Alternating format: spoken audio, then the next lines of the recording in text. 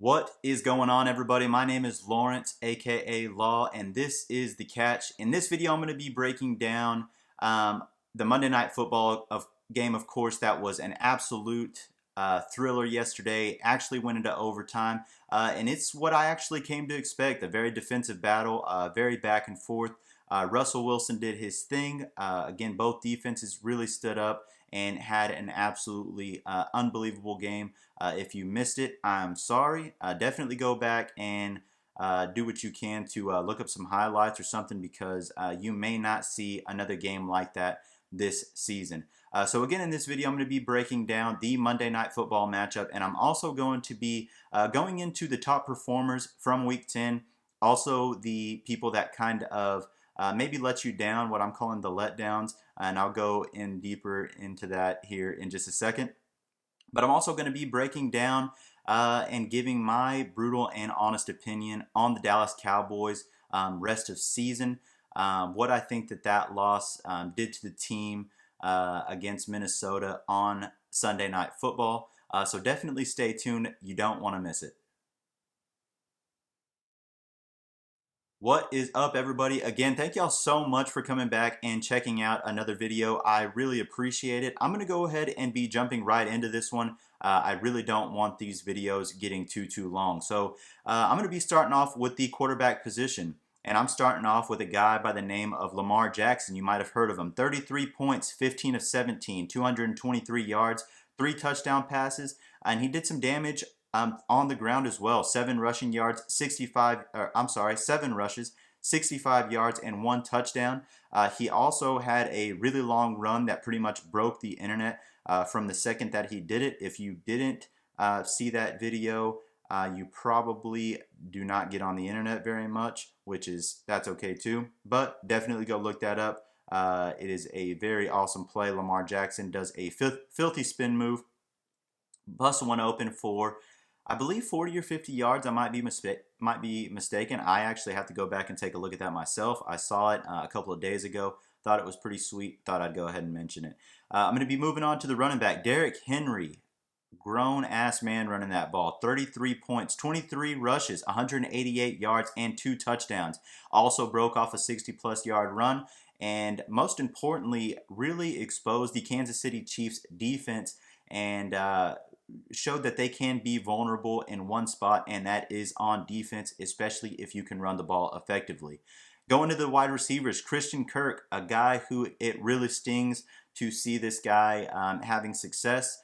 I was pretty high on him coming into the season, and he has been putting up average points in the last couple of weeks. I knew the explosion was going to happen. I did not think that it would be this week. He puts up 37 points on only 6 receptions, 138 yards, and 3 effing touchdowns. I knew pretty quick in the first quarter that he was going to be having a huge game while he was sitting on my bench, just looking at me through my phone, smiling. Thank you, Christian Kirk. Thank you. Moving on to the tight ends, Mark Andrews, a guy who is catching passes from the one and only Lamar Jackson, puts up 23 points, 6 receptions, 53 yards, and 2 touchdowns. He is a guy that I did play on my lineup, so I actually ended up turning out to be okay in the game that I started Mark Andrews. Unfortunately, lost the game that I started, that I put Christian Kirk on the bench, so it stings that much more, unfortunately.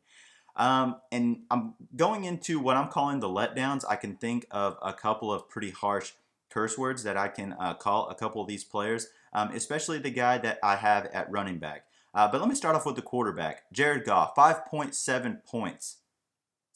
Atrocious. Disgusting. All the bad words that you can think of in the dictionary is Jared Goff. 5.7 points.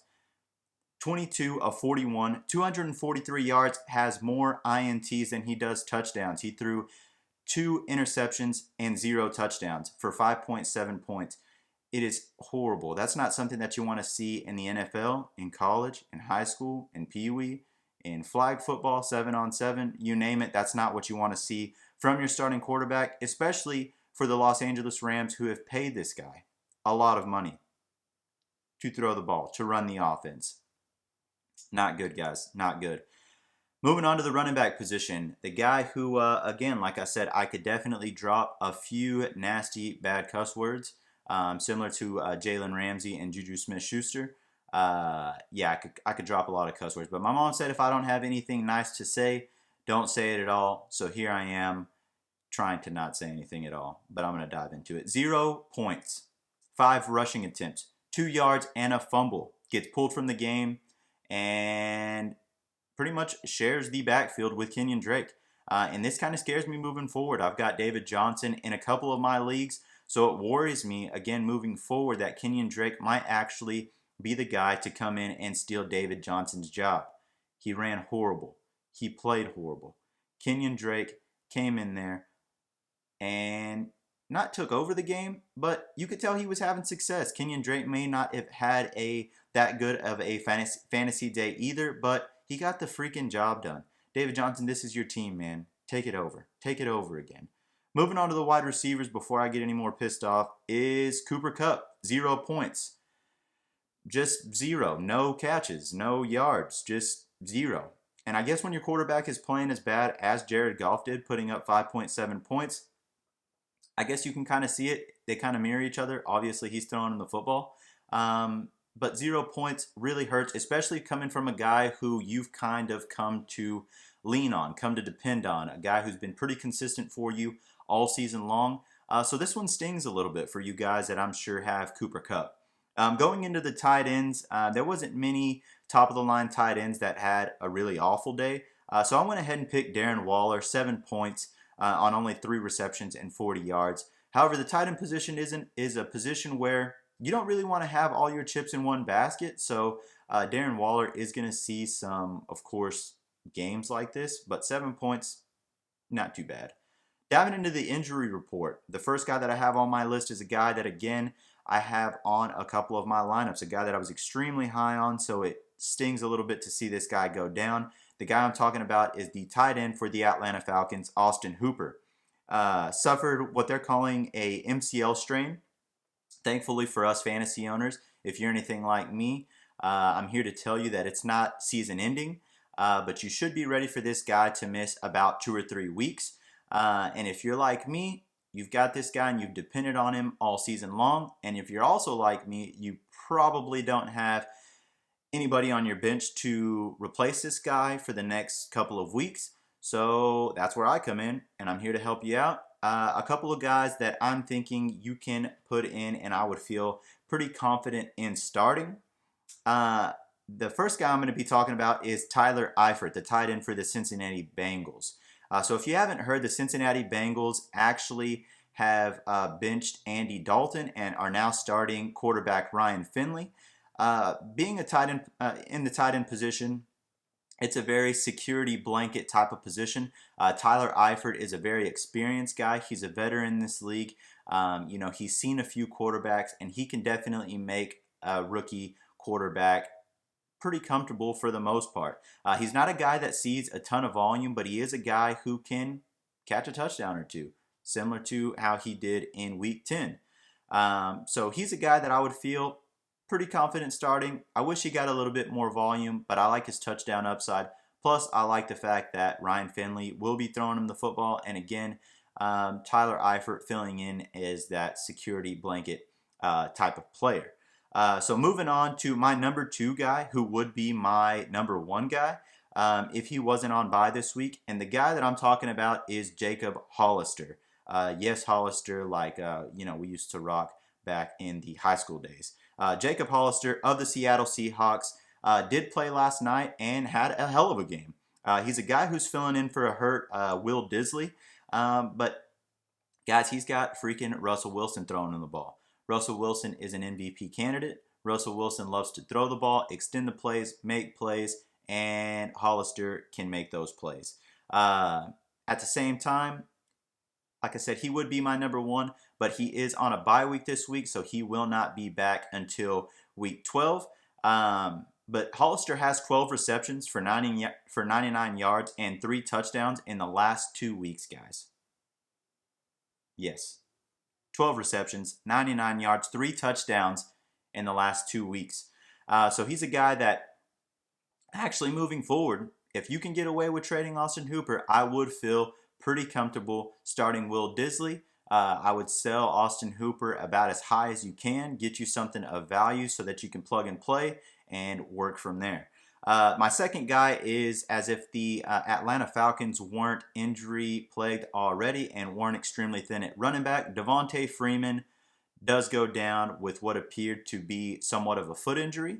Now, Ito Smith is actually on IR. And again, it's just a situation where, guys, the freaking Falcons beat the Saints. This can throw that entire division out of whack. If the Atlanta Falcons do continue to win and they win out, they beat the Panthers and they beat the Bucks and they come back around and they beat, a couple of other teams, we can see these guys make a really late push. So it's a situation where the Atlanta Falcons do want to get these guys back sooner rather than later. Devontae Freeman has been a bit of a quiet running back this season. Hasn't really done anything too explosive, but he is the RB17 going into Week 11, where he probably won't be playing. But as soon as he went down, Brian Hill and Kenyon Barner did come in, and they were, of course, next in line. Brian Hill did lead the workload with 20 carries, 61 yards, and a receiving touchdown that pretty much put that game on ice on Sunday. So if you're going to pick up one of these two players, be sure it's Brian Hill. Don't waste your time or your waiver wire pickup on Kenyon Barner. Be sure it's Brian Hill. There's not many running backs out there, or else I would give you maybe a couple of more options, but pay attention as the week goes on. Maybe a couple of other things pop up, and maybe I'll be reaching out later on this week with a couple of more running backs in that place. Moving on to the third guy, another guy that was playing in the Monday Night Football game and who has been extremely hot these last couple of weeks is Emmanuel Sanders. He left last night with what appeared to be a rib injury, and he actually was not able to return, which leaves the 49ers extremely thin on the outside at the receiving positions, including the tight end position where George Kittle is coming off of an injury as well. So it doesn't leave very much talent out there. Deebo Samuel is a guy who maybe I would consider picking up if he's on waivers. I doubt he is, but maybe somebody I would pick up and plug into the lineup if I did have Emmanuel Sanders. In the last 2 weeks, Emmanuel Sanders, again, has been on fire, catching 11 passes for 2 touchdowns, again, in just the past 2 weeks. And it leaves them extremely, extremely thin. And they're actually going to be facing the Cardinals, who look to rebound off of a tough loss to the Buccaneers in Week 10. So we're going to have to monitor that and kind of see how that goes. I'm going to rattle off a couple of more. My fourth guy is Chris Herndon, who, after a little bit of an anticipated wait to come in and actually play, he comes off of a hamstring injury, and most importantly, he comes off a suspension. He injures his hamstring. He finally comes back. He comes into the game. He catches one reception, breaks his freaking ribs. Breaks his rib. Adam Gase is saying that he's probably going to be missing a little bit of time. So, again, just something else that we're going to have to monitor. Moving into my number 5, and probably my most important, is going to be Tyler Lockett. Tyler Lockett was pulled from last night's game against the 49ers, and he actually stayed in a San Francisco area hospital yesterday with what is being called a leg contusion. After the game, Pete Carroll actually said that the injury was pretty severe and can turn into a pretty severe situation, said that he had a lot of swelling on the sideline. And a lot of swelling at a very quick rate is not very good. I'm not a doctor. I can't confirm that for you, but it doesn't sound very good. Lockett was having an incredible year, though. He was actually 5th in receiving yards this season going into the game, and actually 5th going into Week 11 also, where they go into a bye week, which is really going to help kind of determine what the time frame we'd be looking at for Tyler Lockett's return. But again, another team that will be extremely thin at the wide receiver position, as luckily the Seahawks picked up Josh Gordon at the trade deadline. So, not at the trade deadline, I'm sorry, they picked him off waivers. After being cut by the Patriots, they went out and took a shot on Josh Gordon, who had a couple of pretty big catches in this game on Monday night. But they also have DK Metcalf and some guy by the name of Malik Turner, who actually showed up after Tyler Lockett was actually pulled from the game, had a couple of big receptions, one coming on a big 3rd and 16. But I'll be diving into that here in just a second. But again, guys, we're just going to have to kind of monitor that. It's definitely something where I think later on, even this week, we might hear a little bit from that injury. If not, we definitely will be hearing something come week 12 as they, prepare for another football game. So, guys, most importantly, a game that I really, really wanted to dive into and why I was really excited about making this video was the Monday Night Football game. It did not disappoint, guys. Very defensive battle, back and forth, both for both teams. Both defenses really came to play. Jadeveon Clowney, an extremely big game for him, and very much needed after some pretty harsh critics going after and going in on him about his motor not being the most active guy, not finishing the plays, not being the most physical. So it's a situation where I feel that Jadeveon Clowney really needed this game, and he did it on freaking prime time. Monday Night Football against an undefeated team, looked absolutely unstoppable, constantly in Jimmy Garoppolo's face, constantly in the backfield making plays.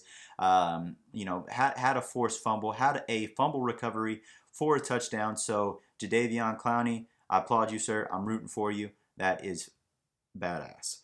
But this game was, again, an instant classic. If it was a game that you missed, definitely go back and check out some highlights. If you've got NFL Game Pass, if you've got an NFL Sunday Ticket, go back and take a look at that game.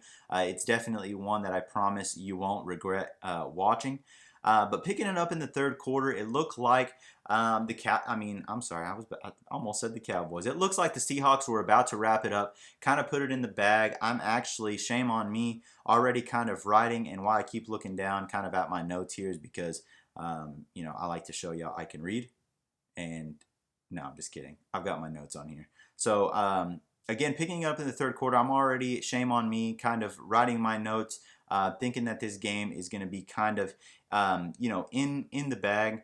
And as I'm writing my notes, the 49ers early in the fourth, the pass rush gets to Russell Wilson, the pass rush actually gets to Russell Wilson, who fumbles the ball, picked up by his offensive lineman, who gets smacked again, fumbles the ball, picked up by DeForest Buckner, and ran in for a touchdown.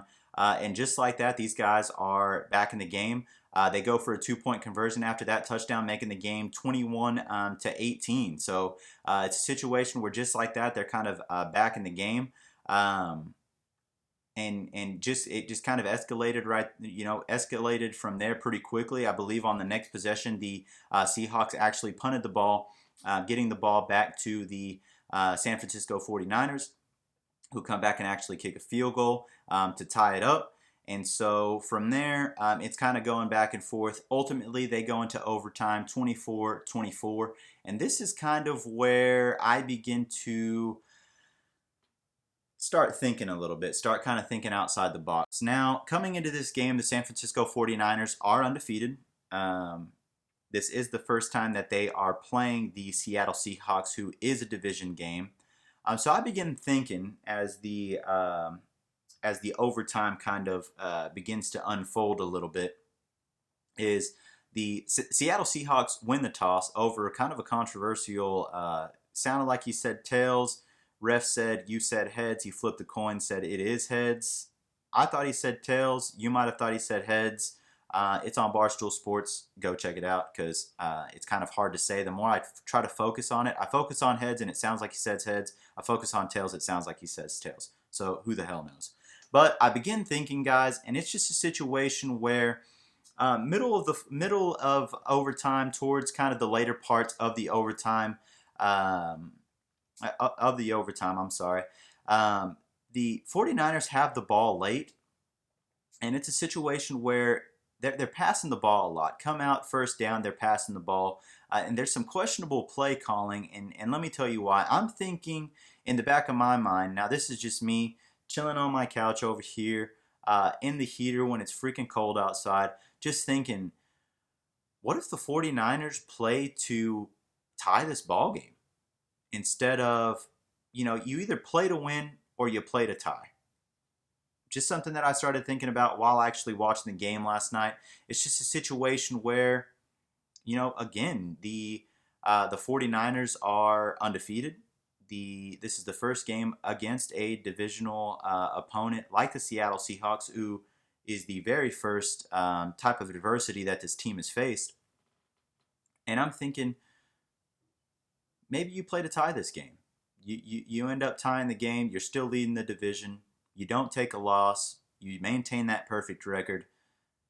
Why not? Just something that I was entertaining. Now, in the back of my mind, me loving the competition like I do, you always want to play for the win. So it's just a situation where kicking that field goal, putting that Chase McLaughlin, who had an unbelievable game, and I'll dive into that just a little bit. So Robbie Gould is the starting kicker for the San Francisco 49ers. He was hurt earlier this week at practice. I don't know, kicking field goals like kickers do. I don't know. Hurt himself kicking field goals or some shit like that. So Chase McLaughlin is signed, who's a rookie, and he's signed and he gets added to the lineup, is officially named the starting kicker, and he comes in the biggest points of the game and actually allows this team, kicks a field goal, 47-yard field goal, to actually tie the football game. And it's just a situation where it's absolutely unbelievable. I'm rooting for the kid. I mean, hell, you're trying to, this is your first appearance in a major game in the NFL with an undefeated team. You're trying to keep the record alive. I mean, just so many things no reason why you shouldn't root for this guy. You know what I mean? So it's a situation where, fast forward back into the overtime, that they're playing to get back into field position after the Seattle Seahawks have already had the ball for a little bit. So now that the 49ers have the ball, a field goal wins the game. They don't have to score a touchdown. So they put their chips all in one basket and call on Chase McLaughlin to be basically the savior of this game and end up icing this game away. So to this point, Chase McLaughlin is actually 3 of 3. He's ice cold. It doesn't look like anything can phase him. Come overtime, snap looks good. Kick, absolutely horrible. Shanks it into the effing tunnel, guys. Into the tunnel. Probably one of the worst kicks I might have ever seen. I might have kicked a couple of bad ones on Madden. When it lags and you kind of miss the deal, so it kicks it way off to the side. Very similar to that, guys. Very, very similar to that. So it's just a situation where, in my opinion, you can play for the tie, guys. You can play for the tie. You don't blemish your record. You still lead your division. After shanking that field goal, I definitely knew what was going to happen. Russell Wilson is, in my opinion, should be leading the MVP race for a reason. I don't think that you give that guy another shot to drive back down the field and put this game away. And that's exactly what he does. He drives all the way up the field like it doesn't even bother him. He gets himself into field goal range. Jason Myers comes in and actually kicks the field goal to win the game at the score of 27-24, which if you follow me on any of my socials, I actually said before the game that the Seahawks would win 28-24, and it ended up 27-24. So feeling pretty good about that. I was, what are the chances of that happening, right? But at the end of the day, it's a situation where you could have played for the tie, but at the same time, I definitely see the argument, and I see what Coach Shanahan was doing by wanting to win this game, make a point, make a statement, make some noise around the league that the San Francisco 49ers are a very serious football team with a good defense and a very solid offense. And I think that they did that, but I think that they would have been in a little bit better situation if they would have tied the game. Now I get it, guys. I get it. You're not on the sideline thinking, oh well, if I tie this game, we're still leading the division, and I mean they're at home. The crowd is going wild. You're in the heat of the moment. It's a great game. You're in overtime against Russell Wilson and the Seattle Seahawks, who have played not their best ball, but have been playing enough to win.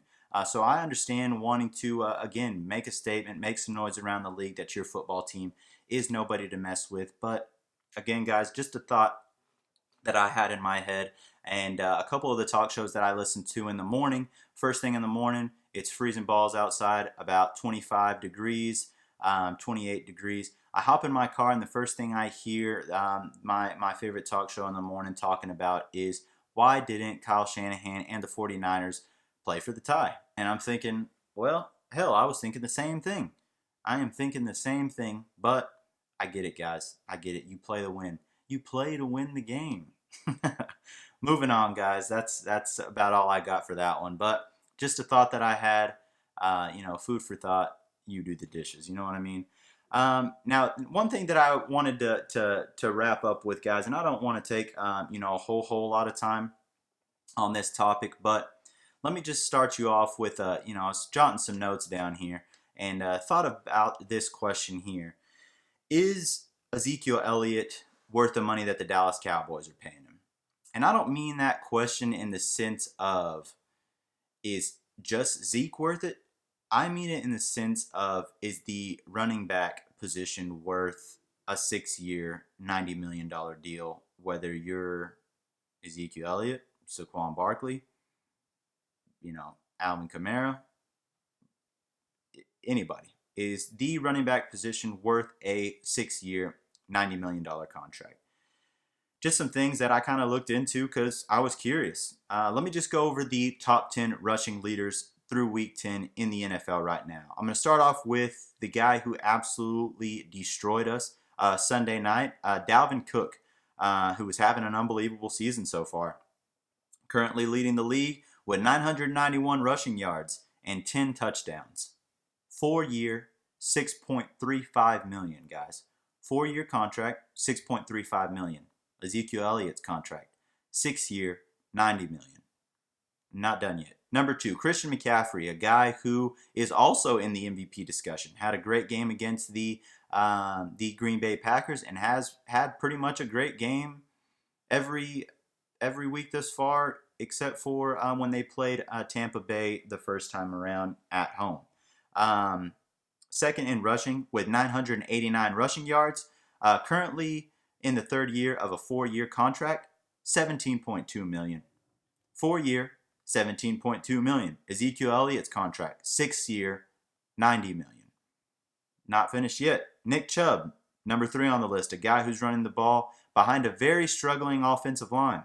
Ezekiel Elliott is not. He's running the ball against one of the best offensive lines, who at time looked to struggle also, but nonetheless on paper, one of the best offensive lines. Still managing to be third in rushing is Nick Chubb, 919 rushing yards. He's still on his rookie contract, 4-year, $7.4 million rookie deal. 4-year, $7.4 million. I'm going to keep going back to this. Ezekiel Elliott, 6 years, $90 million. Not enough information yet, I guess. I'll keep this one going. I'll keep it going. Number 4, Derrick Henry. Coming in 4th place. Thus far, he's got 832 rushing yards. Currently in the third year of a 4-year contract, $5.4 million contract. 4-year, $5.4 million contract. Ezekiel Elliott, 6-year, $90 million. Keep it going. Number 5, Leonard Fournette, 831 yards. 4-year, $27 million. He's getting paid a little bit. Not 90 million, guys. Not 90 million. We're talking 27 million. So it's real. You can kind of see the trend that I'm going at. These guys are extremely hungry for it. They play like they really have something to prove. They play with a bit of a chip on their shoulder. And just one more to kind of finish it off here is in 6th place is rookie Josh Jacobs for the Oakland Raiders, who's just ahead of Ezekiel Elliott on the rushing leaderboard. Ezekiel Elliott comes in at 7, which is fine. Okay, I get it. But 6 years, $90 million. 6 years, $90 million is what we're paying this guy, guys. But look, I get it, guys. It's a situation where at the end of the day, you want to get paid. You feel like you deserve it. He's had several good years of being one of the top rushing leaders in the NFL. So I get it, guys. I get it. You feel you deserve to get paid. Injury can strike at any point, pretty much ending any of these guys' careers. So I understand wanting to get that guaranteed money, things like that. But at the same time, you played to play. You're paid to play football, and at times he just looks like he's kind of out there, not really even earning a check, not looking like he deserves a check. There's times that he almost looks like he's um, trying to take on a bit of a Le'Veon Bell type of style runner, which is showing a lot of patience, finding the hole, exploding through the hole, making some plays. But guys, he's, in my opinion, just looks. He's not that physical runner that we saw his rookie and sophomore year. He's not the guy with the blazing speed that we see hurdling guys, running away from people, scoring 50, 60 plus yard touchdowns. He's just not that guy anymore. And I get what you guys might be thinking, but my argument here is that the running back position nowadays is the most replaceable position on the field. You don't have to be the most talented. You don't have to be the strongest guy, the fastest guy. You need a guy with a little bit of a little bit of burst. You need a guy who's smart enough to choose the right holes, choose the right lanes, and most importantly, you need a guy who is going to fight. Um, since signing the contract, Zeke has had 5 games with more than 100. Since signing the contract, Zeke has had 5 games with more than 100 rushing yards. I know it sounds great, but the teams that he's done that against is the Redskins, the Dolphins, the Jets, the Eagles, and the Giants. Only one of those teams has a record above 500. Against teams with a winning record, Zeke is averaging 64 yards per game. Now you tell me, where's the fight in that? Against teams with above a 500 record, he's averaging 64 yards, guys. 64 yards. And I'm just going to wrap it up by saying this. I love my Dallas Cowboys.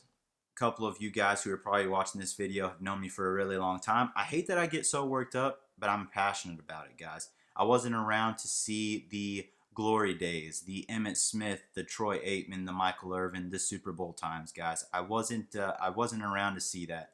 But I see a talented team, guys. I see Dak Prescott, who played arguably one of the best games that he's played in his career. A guy who is clicking on all cylinders all game long and has been pretty much all season so far. So it's a situation where, again, I see a lot of young talent. We've got an incredible, probably top 5 wide receiver in Amari Cooper who can make the catches, who can make the plays. We've got a young defense who at times has looked to struggle, but they're really good guys. We've got a good linebacker core. We've got a good defensive line. Our secondary is kind of coming together. We've got the talent, guys. The talent is there. Now, with that being said, moving forward here, this is not Zeke's football team. This is Dak's football team. Dak is the absolute leader in this, and Zeke is the tone setter. He can be the guy who comes out early in the game, runs over somebody, sets the tone, gets a physical, big, long run that leads this team into not falling behind early. 14-0, for example, against the Vikings at home on Sunday Night Football, against Kirk Cousins, who's a struggling quarterback all season long, who can't win a game in prime time, who has a hard time beating teams over 500. You can't fall behind that early. This is Dak's football team. Dak is the leader of this football team. Zeke is the tone setter. Zeke, we need you to come back and be the tone setter. Be physical. Be rookie, sophomore year. We need that, and we need that spark out of you, and we need somebody who, again, is going to set the tone early on in a football game. Be physical. Let them know that we're in control of the game, and we can't continue to lose to these teams that have a winning record, but we are more than capable of beating.